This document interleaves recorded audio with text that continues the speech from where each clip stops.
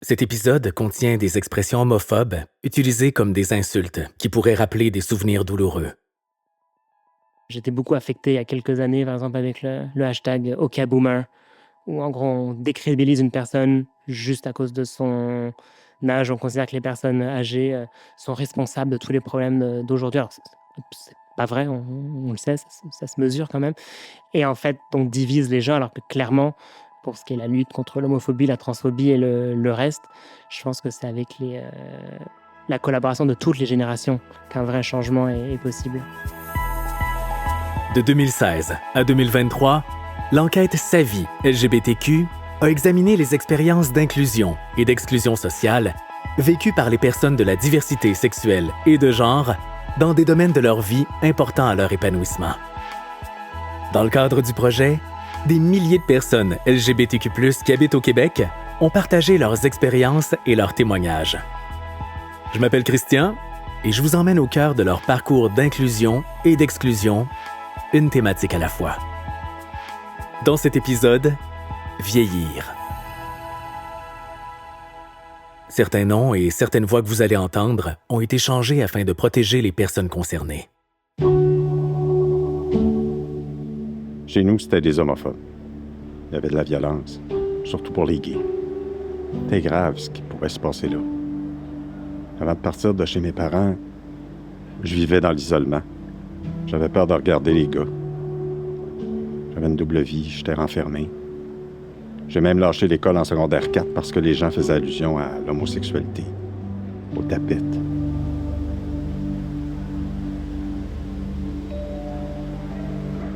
Quand j'ai fait mon coming out, j'étais assez vieux pour faire face à la musique. J'avais déjà mes 4 enfants. Ça s'est mal passé avec mon ex-femme. Je parle peu à mes frères et à mon père depuis 5 ans. Mais j'étais venu à la conclusion que les gens qui m'aimaient allaient continuer à m'aimer. Ayant été élevé dans les années 60-70 avec tous les clichés et tout ce qui existait à l'époque, comment étaient traités les gens, il faut se rappeler qu'encore dans les années 60, l'homosexualité, c'était criminalisé, c'était rien d'autre que ça. Fait que moi, j'ai été élevé dans ça avec des frères machos, tout. J'avais honte de moi.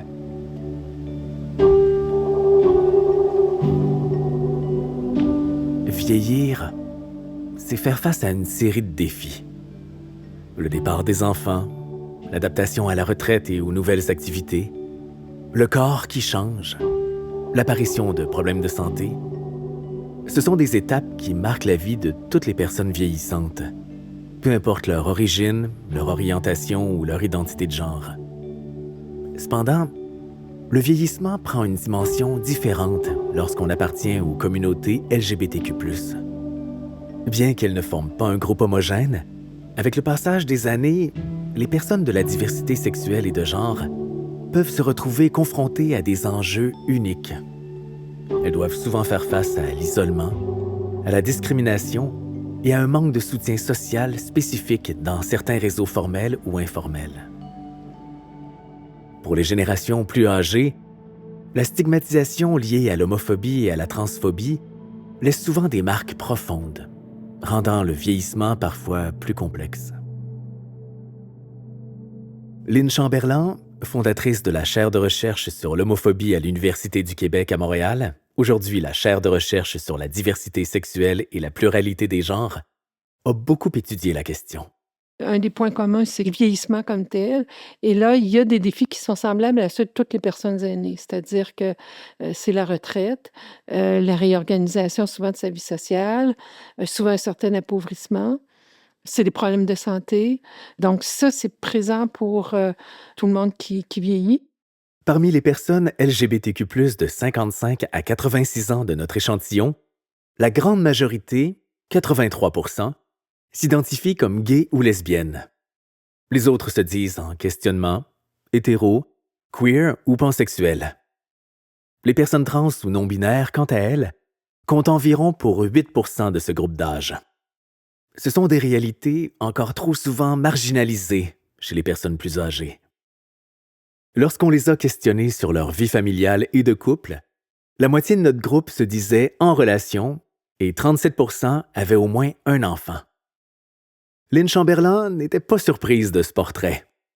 Les personnes LGBTQ vieillissantes forment un groupe qui est hétérogène, à vrai dire, comme tous les groupes, quel que soit leur âge.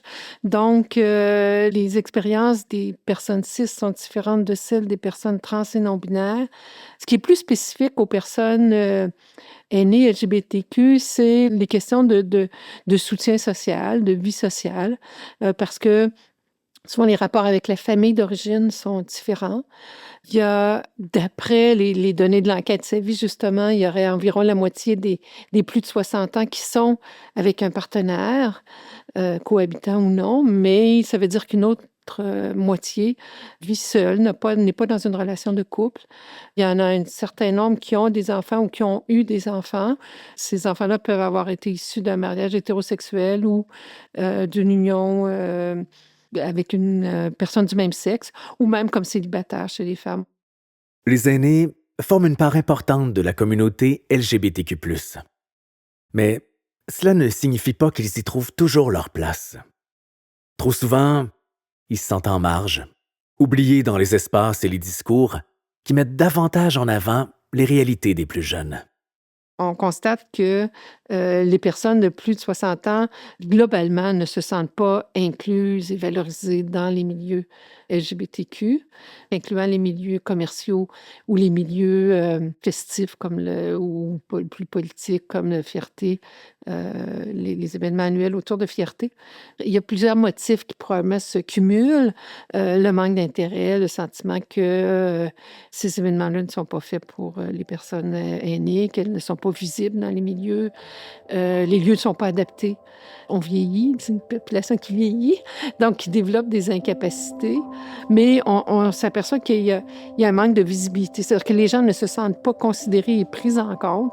Et quand on regarde le sentiment de connexion ou de déconnexion avec le milieu LGBTQ, on s'aperçoit qu'il y a pas un sentiment fort de connexion, bien au contraire.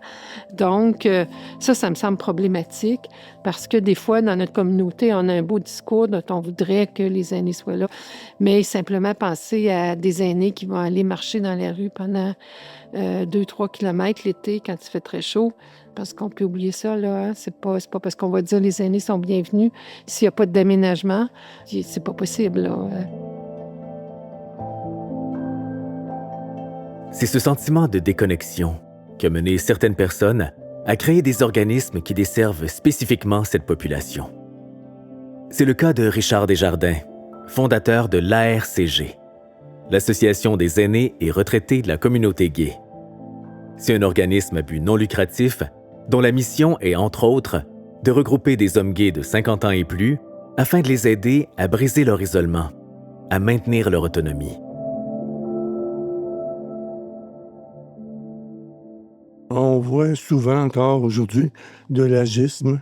Les gens, parfois, nous considèrent encore comme, parce qu'on est aîné, on n'a pas toutes nos facultés intellectuelles, ou bien on n'a pas les capacités physiques pour répondre aux demandes, ou l'aisance avec le domaine informatique. Donc, on est comme un peu moins intelligent que les autres. Et parfois, on nous oublie tout simplement, parce que la société, c'est en général de 18 à 65. Et on oublie que les aînés, ça finit pas à 65, ça va jusqu'à 100 et plus. Au sujet des connaissances technologiques, Lynn Chamberlain avait ceci à ajouter. Là, je vais parler sur le plan personnel parce qu'on n'a aucune donnée là-dessus, mais c'est sûr que ça peut être un frein parce que les personnes âgées connaissent la technologie dans la mesure où c'était souvent lié à leur travail. Et en dehors du travail, elles vont développer une connaissance de la technologie, principalement du courriel, pour pouvoir communiquer avec leurs proches, les personnes qu'elles aiment. Mais elles ne sont pas des expertes. Souvent, ces connaissances ou ces compétences technologiques sont aussi limitées et souvent, elles vont aller en diminuant parce qu'il n'y a pas les ressources pour les maintenir à jour.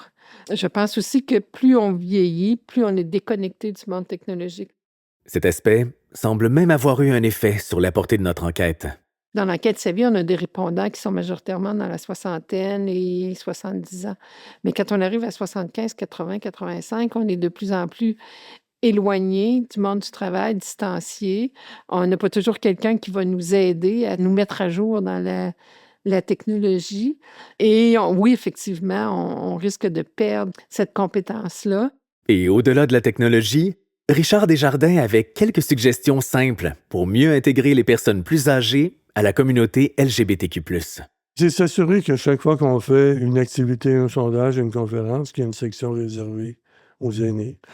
Tout comme on fait régulièrement des conférences ou des thèmes où on spécifie que c'est pour des jeunes de 18-25, on pourrait faire la même chose aussi pour les aînés, ou dans des discussions de groupe séparées en contingents jeunes, âge moyen et aînés.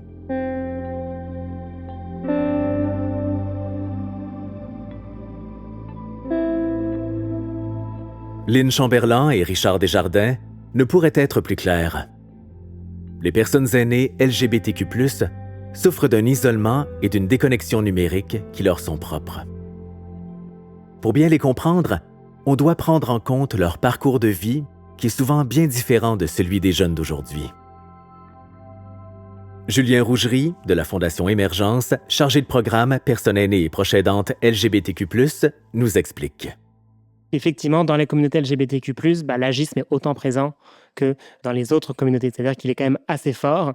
Il n'y a pas beaucoup, malheureusement, de liens intergénérationnels entre les communautés LGBTQ2+. Ce qui est dommage, parce que parfois, j'ai des aînés qui me disent « Mais justement, nous, on devrait avoir plus de liens intergénérationnels que le reste de la population. » Parce que les communautés LGBTQ2+, elles sont souvent distancées ou rejetées par leur famille. Donc, parfois, il y aura un besoin comme d'entrer en communion avec les autres membres de sa communauté et d'avoir des liens intergénérationnels, ne serait-ce que pour savoir d'où viennent nos droits, comment les personnes sont battues dans le passé, comment évoluent les enjeux, pour savoir où on va. Des fois, c'est bien de savoir d'où on vient finalement, parce que ces personnes-là, certaines se sont battues pour les droits dont on dispose aujourd'hui.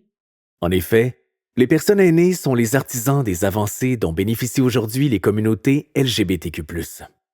C'est grâce à leur militance et à leur lutte, menées souvent dans des contextes hostiles, que des droits essentiels ont été obtenus et renforcés au fil des générations.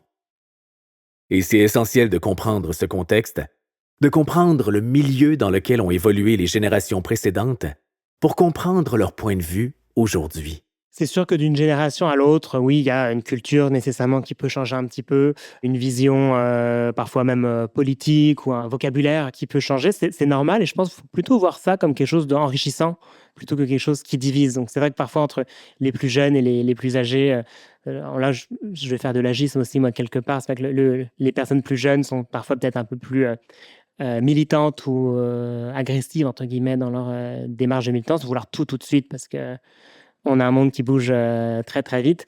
C'est sûr que les personnes aînées, elles ont milité tout autant plus dans une société qui avançait très, très lentement, où il fallait tout construire de zéro. Donc peut-être leur parcours de vie ont fait qu'elles ont acquis une forme d'expérience et j'ai envie de dire peut-être de résilience sur les choses bougent doucement. Et ce contexte nous aide aussi parfois à comprendre pourquoi certaines personnes plus âgées hésitent à se dévoiler dans les nouveaux milieux. On ne prend pas en compte le fait quand on est face à une personne qui a dû se cacher pour survivre la majorité de sa vie, c'est un peu délicat de dire oui, mais ces craintes à cette personne-là, elles sont dans sa tête. Elle pourrait le dire et tout se passerait bien. Ça serait vraiment manquer de sensibilité par rapport à leur parcours de vie. Quand notre survie a dépendu de notre capacité à dissimuler qui on est et qu'on est dans un milieu où il n'y a aucun signe d'ouverture, même au contraire des signes qui nous rapportent à des normes hétéronormatives, traditionnelles. Cette hésitation à se dévoiler s'ajoute d'ailleurs aux stéréotypes toujours présents dans la société en général. On s'attend à ce que les personnes aînées soient des grands-pères ou des grands-mères types. Pour les personnes qui ne fitent pas dans ce modèle-là, et notamment les personnes LGBTQ2+, ça les invite clairement pas à dissiper leurs craintes. Ces stéréotypes semblent avoir des effets importants sur les milieux de vie des aînés de la communauté. C'est que dans les milieux aînés, il y a une invisibilité quasi totale de la diversité sexuelle et de genre. Si on va dans une résidence pour personnes âgées à Montréal, on va dire 9 fois sur 10, on va me dire qu'il n'y a jamais eu une seule fois une personne LGBT. Il n'y a jamais eu un couple, il n'y a jamais eu quelqu'un qui en aurait parlé une seule fois. Quand c'est la directrice qui me dit ça, qu'elle a depuis 30 ans, je me dis, OK, il y a un problème d'invisibilité, mais peut-être que les milieux y participent. Tous ces facteurs peuvent faire naître des craintes, surtout quand vient le temps de choisir un nouveau lieu où habiter, comme en résidence privée pour aînés ou en CHSLD par exemple.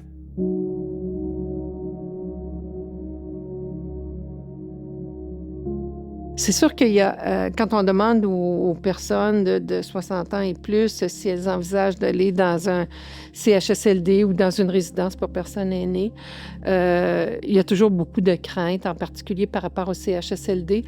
Et jusqu'à un certain point, ces craintes sont partagées par toute la population parce que l'image qu'on a des CHSLD n'est pas très réjouissante et aussi parce que c'est une étape de fin de vie, on le sait. Mais il reste que si on regarde parmi les personnes LGBTQ, cette crainte-là est très aiguë et elle est manifeste aussi face au RPA, où là, les RPA, c'est un mode de vie où on se regroupe avec les gens du même groupe d'âge. Et là, on s'aperçoit qu'il y a des anticipations négatives de la part d'un bon nombre d'aînés. Pas tous, il y a des expériences positives, mais il y en a plusieurs qui craignent de ne pas être à l'aise dans un tel milieu, qui craignent de ne pas pouvoir être ouverts par rapport à leur homosexualité ou par rapport à leur identité de genre. Il y en a qui craignent que leur conjoint ou leur conjointe ne soit pas bien accueilli, ne soit pas reconnu comme un conjoint ou une conjointe. Et selon Julien Rougerie, les personnes LGBTQ+, sont particulièrement à risque de vivre des microagressions. Surtout quand on est une personne âgée, on t'interroge beaucoup sur tes enfants, ta situation conjugale, ton parcours de vie. Donc constamment, finalement, elles sont à gérer la divulgation de leur orientation sexuelle ou de leur identité de genre. Une microagression, par exemple, c'est de demander à une femme âgée une question sur son mari. Peut-être que c'est pas un mari qu'elle a, peut-être qu'elle partage sa vie avec une femme, mais parce que la question est orientée, elle le vit dans une situation où soit elle doit mentir et parler du mari qu'elle aurait, soit couper court à la conversation et s'isoler davantage. Donc ça, c'est un exemple de microagression. C'est des milieux qui sont extrêmement hétéronormés. Et le reste de la société l'est aussi, mais dans les milieux aînés, ça l'est de façon décomplexée, parce qu'on s'attend forcément, parce que c'est des personnes âgées, elles devraient être moins LGBTQ2+, que la moyenne de la population, alors que c'est faux. Loin d'être anodin, ces obstacles pèsent lourd sur la vie des personnes concernées, affectant leur bien-être et leur qualité de vie au quotidien. Quand on ne peut pas être soi-même dans un milieu de vie ou même des services en général, ça provoque beaucoup d'isolement social. Et un isolement social qui va avoir aussi un impact sur leur santé mentale et donc leur santé physique, leur capacité d'accéder aux soins de services sociaux, aux soins de santé, qui est largement documenté quand même chez les personnes âgées LGBTQ2+. Cet isolement, amplifié par les difficultés d'accès aux soins, crée des vulnérabilités supplémentaires, particulièrement pour les aînés LGBTQ+, qui vivent dans des conditions précaires. Il y a quand même une minorité importante là, qui vit de la solitude sévère. Et ça, c'est des personnes qui sont vraiment vulnérables. S'il y a des difficultés économiques, s'il y a des difficultés de santé, elles sont plus vulnérables également à des risques de maltraitance. Quand on est invisible, on peut vous blesser sans s'en rendre compte parce qu'on ne vous voit pas. Ou ça peut être aussi intentionnel parce que quand on doit maltraiter quelqu'un, par exemple dans un milieu où il n'y a pas assez de ressources pour faire des soins à la personne, c'est peut-être la personne qui n'a jamais de visite qui est la plus isolée, à qui on va skipper les soins. Et d'ailleurs, au Québec, il y a un plan d'action contre la maltraitance qui précise que le déni de l'orientation sexuelle ou de l'identité de genre, c'est une forme de maltraitance à part entière. D'ailleurs, nos chiffres en témoignent. Parmi les personnes répondantes de plus de 50 ans dans notre échantillon, 1 sur 5 rapportait avoir vécu au moins une situation laissant présager un risque de maltraitance, que ce soit de la part de proches ou de professionnels.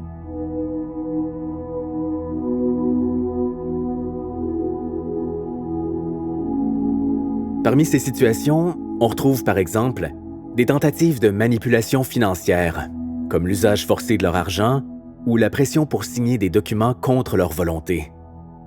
D'autres formes de maltraitance rapportées incluent des menaces, de l'intimidation ou des actes visant à leur faire peur physiquement.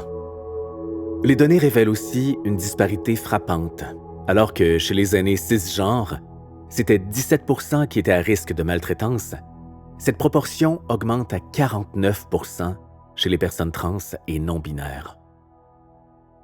Les personnes trans et non-binaires sont vraiment celles qui, à peu près tous les indices, tous les indicateurs d'inclusion ou d'exclusion, sont celles qui présentent le portrait le plus négatifs ou difficiles, pas négatifs par rapport à elles, mais par rapport à leur situation.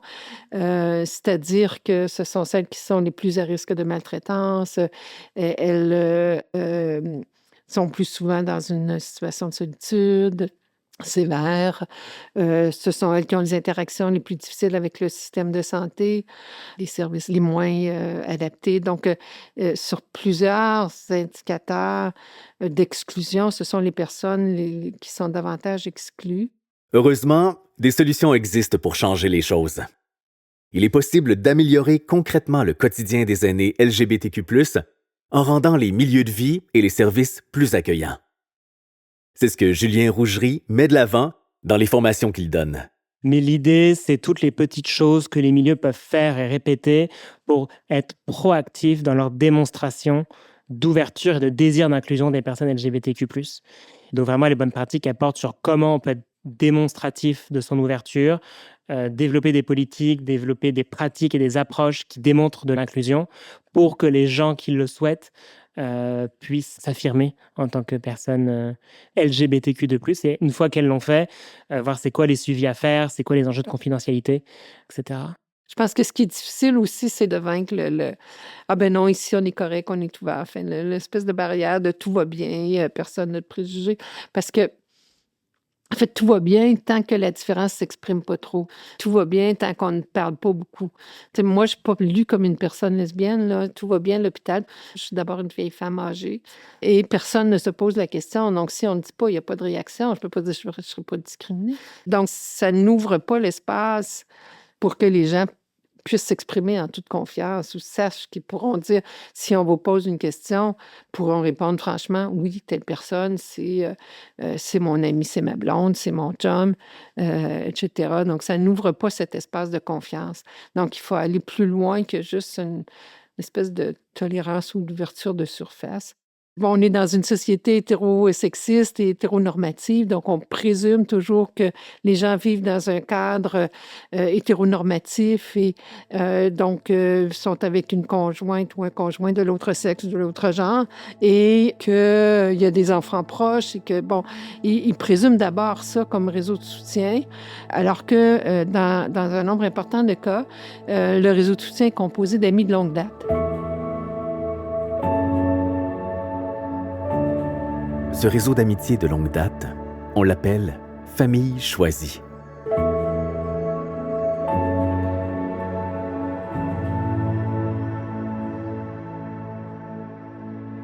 Face aux rejets répétés de leur famille et aux innombrables défis rencontrés tout au long de leur vie, certaines personnes LGBTQ+, parviennent à tisser des liens d'une intensité remarquable avec des amis, des ex-partenaires, les compagnes et compagnons de militantisme, etc.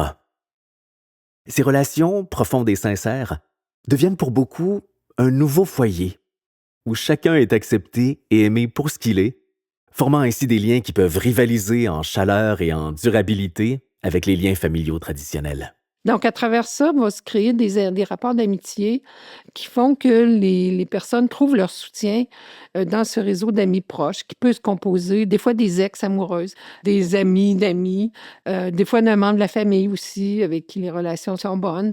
Lors de notre enquête, de nombreux participants ont parlé de leur famille choisie et ils ont décrit avec passion comment la création de ces liens précieux leur a été essentielle, cherchant chez cette famille nouvelle le soutien et la compréhension que leur famille d'origine ne pouvait pas leur apporter. En effet, au Québec, 53% des personnes LGBTQ+, ont une histoire teintée de conflits avec leur famille d'origine à propos de leur orientation sexuelle. Ce chiffre s'élève à 74% parmi les individus trans. Nous sommes encore loin d'une pleine acceptation de la diversité sexuelle et de genre, même face à nos proches. Ça fait en sorte que, lorsque le besoin se fait sentir, les liens d'amitié deviennent encore plus importants. C'est vers cette famille choisie que beaucoup d'aînés LGBTQ+ se tournent pour obtenir du soutien lorsqu'elles et ils ont besoin d'aide et de soutien. Mais en raison de la nature des liens qui les unissent, ce rôle de proche aidant arrive parfois en surprise pour les membres de la famille choisie. Être proche aidant pour sa famille, c'est quelque chose qu'on anticipe toutes et tous, même si c'est toujours difficile à anticiper, mais on se dit, ah, tiens, ça se pourrait qu'un jour, j'accompagne mes parents, par exemple. alors que les amis, on l'anticipe beaucoup moins et parfois c'est soudain. On réalise que tel ami, tel membre de votre famille choisie a un diagnostic sérieux et on réalise: «Ah bah mince, cette personne, elle a aucun lien avec sa famille. Elle a un réseau social assez limité, donc si c'est pas moi qui, embarque à devenir la personne proche aidante, bah, ça revient vraiment à abandonner quelque part la personne, donc il peut avoir ça peut être soudain et peut très vite avoir beaucoup de pression lorsqu'on est, proche aidant, proche aidante pour, quelqu'un d'autre. La difficulté ne réside pas que dans la surprise. Parfois, c'est le réseau lui-même qui n'est pas accueillant et inclusif pour les personnes proches aidantes qui ne sont pas conjointes ou membres de la famille traditionnelle. C'est des personnes qui sont parfois pas reconnues en tant que proches aidants parce qu'elles sont amies. Encore une fois, dans la culture des milieux, le réseau principal, surtout si tu es âgé, c'est la famille. Ben, des fois, les amis peuvent être mis de côté parce qu'on a des schémas hétéronormatifs ou non. Et les proches aidants LGBTQ2+, ils sont aussi particulièrement exposés au risque de burn-out, d'épuisement, parce qu'ils savent que les milieux santé, services sociaux, hébergement sont pas inclusifs du tout aux personnes LGBTQ2+, enfin du moins pas assez, ou du tout pour les milieux d'hébergement, on pourrait le dire. Donc il y a une pression de c'est pas possible, je peux pas laisser mon meilleur ami gay aller dans un CHSLD parce que il va devoir retourner dans le placard, ça va pas du tout être un milieu. Donc il y a une pression de devoir compenser pour la non-inclusivité des milieux lorsqu'on est proche aidant d'une personne LGBT ou lorsqu'on est proche aidant LGBTQ+, soi-même. Et ce qu'on s'aperçoit, c'est que même pour des moments importants, par exemple, lorsqu'il y a des problèmes de santé, le mandat d'inaptitude, si la personne décède, ce qui va arriver après son décès, l'exécuteur ou l'exécutrice testamentaire, il y a environ le tiers des plus de 60 ans qui choisissent de confier ça à un ami plutôt qu'à un membre de la famille. Or, quand on va dans les réseaux de la santé ou dans les réseaux de services sociaux, on ne pense pas à ça. C'est-à-dire que personne pense que le réseau de soutien peut se composer d'amis. La présomption, là comme ailleurs, c'est que il y a soit un conjoint ou une conjointe de l'autre sexe, de l'autre genre. Là, les autres, ils diront pas identité de genre, souvent ils vont dire sexe. Et puis, que s'il n'y a pas ce conjoint-là ou cette conjointe-là, il n'y a personne. Donc, il y a une méconnaissance, je dirais, de ce réseau de soutien. Même dans les cas où les liens avec la famille d'origine se réparent, la famille choisie demeure un pilier important pour bon nombre de personnes aînées de la communauté LGBTQ+. Maintenant, ça ne veut pas dire que les relations avec la famille d'origine ne se sont pas replacées. Dans beaucoup de cas, elles se sont replacées. La société a évolué, les personnes ont évolué, mais il n'y a pas le même soutien, je dirais, de base ou soutien émotif. Le soutien matériel peut venir de d'autres sources, mais le soutien vraiment psychologique vient davantage des amis avec qui on partage un vécu, avec qui on partage des expériences d'exclusion. Et c'est ce que ses amis intimes proches procurent.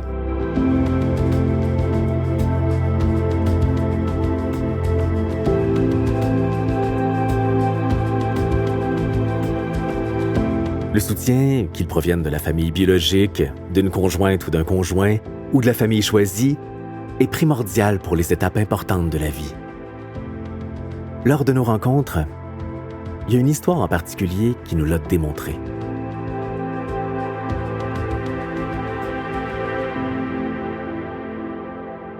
Je suis Mme Claude, j'ai 67 ans. J'ai vécu un parcours trans à compter de l'âge de 62 ans. L'histoire de Mme Claude nous a particulièrement touchés. De Shipsha, dans la municipalité de Saguenay, Mme Claude a vécu un parcours trans dans la soixantaine, après des décennies à se questionner, à douter et à s'informer. Le côté féminin, si je l'analyse aujourd'hui, je le sais depuis l'âge de 4 à 5 ans. Ça, c'est clair pour moi. Mais évidemment, j'ai toujours tenu ça secret. Avec l'éducation religieuse, j'étais dans le péché mortel, j'étais malade. C'est dans la cinquantaine que Mme Claude a commencé à faire des recherches plus sérieuses sur la transidentité. On s'est mis à regarder, à lire les choses. Après une dizaine d'années, bien, à un moment donné, il y a un ressenti très fort. Là. Il y a eu un appel très puissant qui a fait en sorte que j'avais plus le choix. Il fallait que je sois moi. Affirmer une identité de genre différente de son sexe assigné à la naissance dans la soixantaine, c'est un parcours dont on entend peu parler. On a donc demandé à Mme Claude quelles étaient, selon elle, les principales différences entre l'affirmation de genre au début de l'âge adulte et dans la soixantaine. Je pense que les aînés vivent beaucoup de choses identiques aux jeunes. Les délais. Il faut se battre pour avoir des services. Il y a peu de disponibilité. Ce qui n'est pas vraiment compris dans notre situation, c'est la situation d'urgence. La personne, qu'importe l'âge, qui se dit maintenant, je veux être moi, vient de peser sur un bouton rouge, un bouton d'urgence. Et le plus terrible à vivre, c'est les délais. Parce qu'on voudrait, le rêve idéal, là, se coucher le soir, puis le lendemain matin, pouf, je suis une femme, bonjour, merci. Contrairement à ce qu'elle imaginait, faire sa transition à plus de 60 ans n'est pas si rare. Curieuse d'en savoir plus, elle a posé la question lors d'un rendez-vous médical. J'ai posé une question à l'endocrinologue.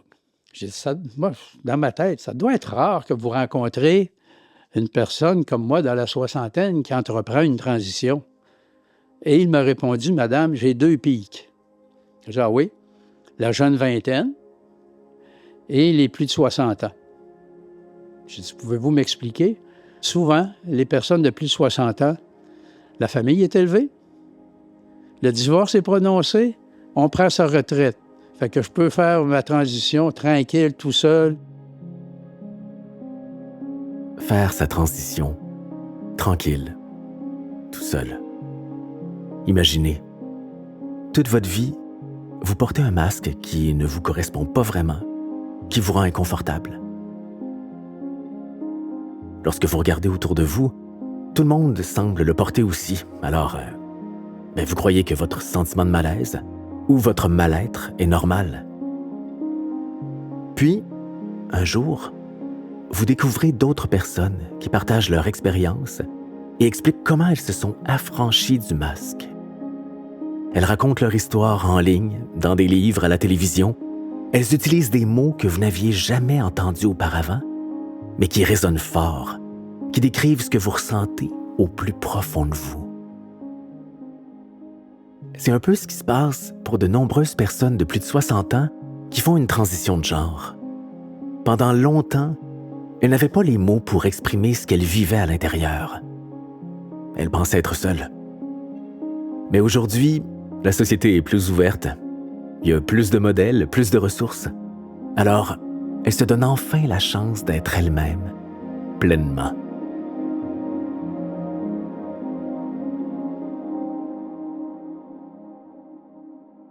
Vieillir, c'est avant tout avoir eu la chance de traverser le temps, de bâtir des liens qui ont résisté aux années, que ce soit avec la famille biologique ou la famille choisie. On le dit souvent, la société a beaucoup évolué, et c'est en grande partie grâce à la résilience et aux luttes menées par les aînés LGBTQ+. Pourtant, plusieurs se sentent aujourd'hui en marge du mouvement, alors qu'un pont entre les générations est plus essentiel que jamais. Tout le monde peut faire un effort pour que celles et ceux qui nous ont précédés trouvent encore leur place dans nos combats et nos espaces. Car après tout, c'est à elles et eux que l'on doit les droits dont nous bénéficions aujourd'hui. Et comme le dit si bien Madame Claude, vieillir, ce n'est pas seulement se laisser porter par le temps, c'est aussi une occasion de se redécouvrir, parce qu'il n'est jamais trop tard pour être soi-même. Le petit bout de vie qui reste, là, hein, vous n'avez plus de fait qu'il en reste à faire. Pouvez-vous le faire heureux, heureuse, puis être vous-même, être bien. Et aujourd'hui, j'ai une nouvelle vie, puis moi, juste qu'elle est belle. Sa vie LGBTQ est un projet de la chaire de recherche sur la diversité sexuelle et la pluralité des genres de l'Université du Québec à Montréal. Il a été financé par le Conseil de recherche en sciences humaines du Canada et a été développé avec la collaboration d'organismes communautaires, de syndicats, d'institutions publiques et parapubliques et de chercheurs universitaires, sans lesquels rien de tout ça n'aurait été possible. L'équipe tient à remercier toutes les personnes qui ont généreusement partagé leur savoir et leurs histoires de vie. Pour consulter l'intégralité de cette recherche, rendez-vous sur les sites web du projet, disponibles dans la description de cet épisode.